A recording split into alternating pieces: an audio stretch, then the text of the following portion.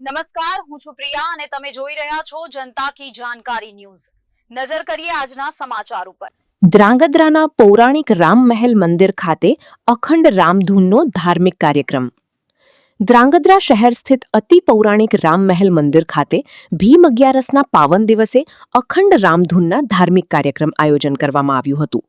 ઝાલાવાડી અખંડ રામધૂન કાર્યક્રમ પૌરાણિક રૂઢિ મુજબ યોજવામાં આવી હતી, જેમાં રામ મહેલ મંદિર સાથે જોડાયેલા હજારો ભક્તો જોડાયા હતા અને મહાપ્રસાદનો લાભ લીધો હતો।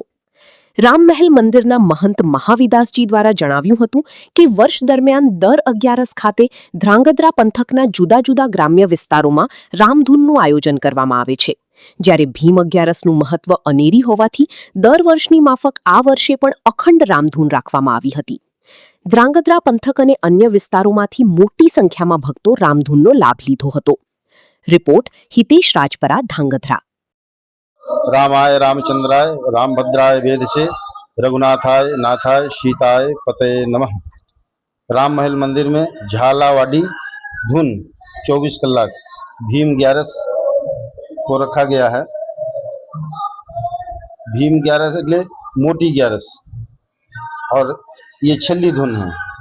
फिर 4 महीने बाद ये धुन चालू होगी। हर साल ये राममोल मंदिर में धुन होती है और करीब इसमें 2-3 हजार भगत इसका लाभ लेते हैं। जय श्री राम।